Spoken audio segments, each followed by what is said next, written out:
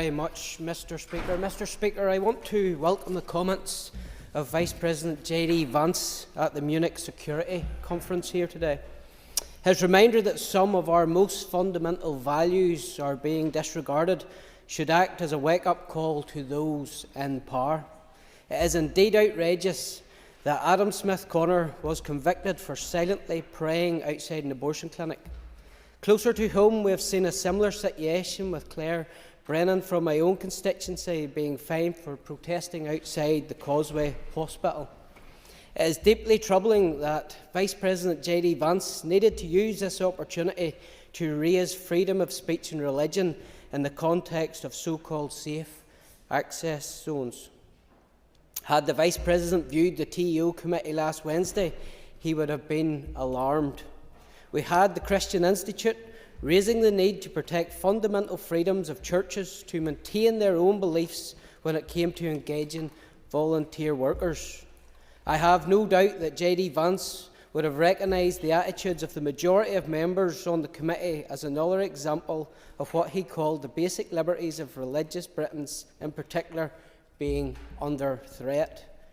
I do, however, want to welcome the fact that for the first time on Wednesday, a committee of this House heard from a group prepared to challenge the fairy tale that a man can become a woman. They also highlighted the very real dangers which accompany that fiction. I commend the Women's Rights Network for their courage and look forward to them feeding into work on other departments.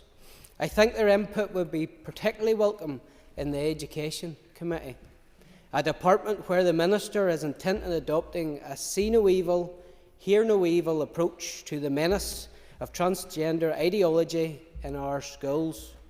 While welcoming the fact that the Women's Rights Network appeared before the committee, I observed that, as with the Christian Institute, there was little sympathy for the sensible views they articulated. I want to put the House on notice today that the direction of travel of the TEO committee on the issue of a single equality bill is deeply troubling, and one which may well be positively regressive in terms of its proposals. When drawing his remarks in Munich to a close, Vice President Vance observed, "To believe in democracy is to understand that each of our citizens has wisdom and has a voice."